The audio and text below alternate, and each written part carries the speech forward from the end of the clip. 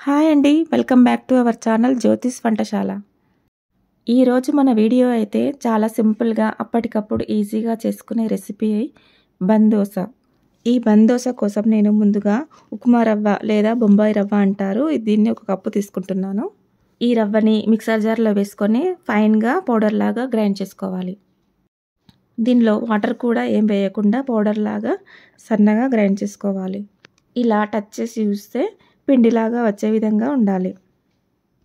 తరువాత ఒక బంగాళదుంపని, పెద్ద సైజు బంగాళదుంపని పీల్ చేసుకొని ఈ విధంగా కట్ చేసుకొని వేసుకుంటున్నాను.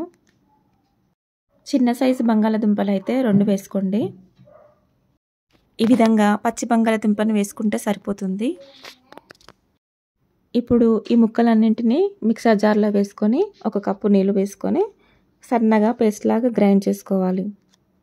ఇక్కడ నేను పెరుగుకు బదులుగా బంగాళదుంపలను తీసుకున్నాను. పెరుగు వేయకుండా ఇలా బంగాళదుంపలను యూజ్ చేస్తూ వాటర్ వేసుకుంటూ సన్నగా పేస్ట్ లాగా అయ్యే వరకు గ్రైండ్ చేసుకోండి. ఒకవేళ బంగాళదుంప ముక్కలు సన్నగా గ్రైండ్ కాకపోయినట్లయితే ఇంకొన్ని వాటర్ యాడ్ చేసి మెత్తని పేస్ట్ లాగా గ్రైండ్ చేసుకోవాలి. గ్రైండ్ చేసుకున్న తర్వాత ఈ రవ్వ, ఈ బంగాళదుంప మిశ్రమంని ఒక మిక్సింగ్ బౌల్లోకి వేసుకోవాలి. ఇక్కడ మనం బంగాళదుంపలను వాడడం వలన పిండి నల్లగా అయిపోకుండా వెంటనే ఈ పిండి మొత్తానికి సరిపడా సాల్ట్ యాడ్ చేసుకుంటున్నాను. తర్వాత 1 టీ స్పూన్ జీలకర్ర, 1/2 టీ స్పూన్ వంట సోడా, అలాగే 1 టీ స్పూన్ అల్లం వెల్లుల్లి పేస్ట్ వేసుకోవాలి. ఆ తర్వాత మీకు ఇష్టమైన కూరగాయ ముక్కలు, నేను ఇక్కడ సన్నగా కట్ చేసుకున్న ఉల్లిపాయ ముక్కలు, క్యారెట్ తురుము, అలాగే టమాటో ముక్కలు వేసుకొని కలుపుకుంటున్నాను. మీరైతే మీ ఇంట్లో అవైలబుల్గా ఉన్న కూరగాయలు వేసుకోవచ్చు. కూరగాయలను కంపల్సరీ సన్నగా కట్ చేసుకొని వేసుకోండి, లేకపోతే పిల్లలు వాటిని వేరి పక్కన పెడతారు. సన్నగా తరిగిన కొత్తిమీర, పుదీనా, కరివేపాకు కూడా వేసుకోవచ్చు.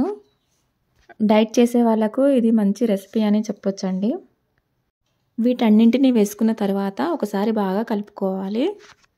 ఈ విధంగా ఒకసారి బాగా కలుపుకొని మూత పెట్టేసుకొని ఒక 1/2 అవర్ పాటు పక్కన పెట్టేసుకోవాలి. ఈ పిండి నానేలోపు చట్నీ ప్రిపేర్ చేసుకుందాము. స్టవ్ పైన ఒక ఫ్రై ప్యాన్ పెట్టుకొని 1 స్పూన్ ఆయిల్ వేసుకొని 4 పచ్చిమిర్చిని తుంచి వేసుకొని వీటిని కొంచెం ఫ్రై అవ్వనివ్వాలి. ఇవి కొంచెం ఫ్రై అయ్యాక 4 టమాటాలు తీసుకొని ఇవి కూడా ముక్కల కింద కట్ చేసుకొని ఇదే ప్యాన్లో వేసుకొని ఫ్రై చేసుకోవాలి. దీనిలోకి ఒక చిన్న చింతపండు రెమ్మ, 1/2 ఇంచు అల్లం, 4 వెల్లుల్లిపాయలు వేసుకొని ఇలా ఒకసారి కలుపుకొని మూత పెట్టేసుకోవాలి. ఈ విధంగా అయిన తర్వాత కొద్దిగా సాల్ట్ యాడ్ చేసుకోవాలి.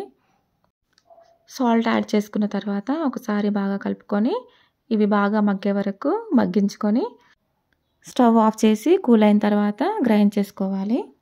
ఇప్పుడు టమాటా చట్నీ చేసుకోవడానికి ఒక మిక్సీ జార్ తీసుకొని మనం ముందుగా ఉడకబెట్టుకున్న పచ్చిమిర్చి, టమాటాలను ఈ మిక్సర్ జార్లో వేసుకొని ముందుగా వేయించి పెట్టుకున్న ఒక పిడికెడు పల్లీలను కూడా ఈ మిక్సర్ జార్లో యాడ్ చేసుకొని సన్నగా పేస్ట్ లాగా గ్రైండ్ చేసుకోవాలి.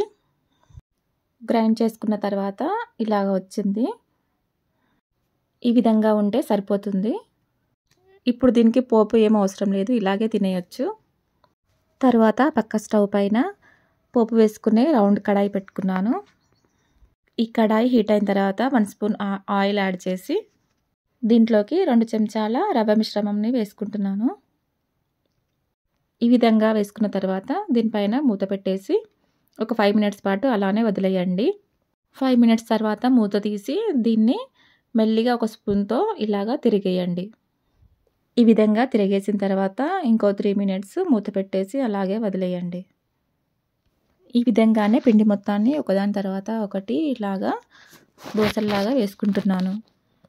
మీ టేస్ట్ని బట్టి వీటిని పల్చగా అంటే పల్చగా, ఇంకొంచెం లావుగా అంటే లావుగా కూడా వేసుకోవచ్చు. ఇవి కాలిన తర్వాత క్రిస్పీగా టేస్ట్ చాలా బాగా వచ్చింది. ఇడ్లీ పిండి, దోశ పిండి నానబెట్టడం ఎప్పుడైనా మర్చిపోయినప్పుడు ఈ విధంగా ఒకసారి ట్రై చేయండి. ఈ బన్ దోశల్లోకి టమాటా పల్లి చట్నీ కాంబినేషన్ చాలా బాగుంటుంది. ఎప్పుడు చేసే ఇడ్లీ దోశల్లాగా కాకుండా ఈ విధంగా ఉప్మా రవ్వతో ఒకసారి ట్రై చేసి చూడండి, చాలా బాగుంటుంది. మీకు ఈ వీడియో నచ్చినట్టయితే లైక్ చేసి సబ్స్క్రైబ్ చేసుకోండి ఫ్రెండ్స్.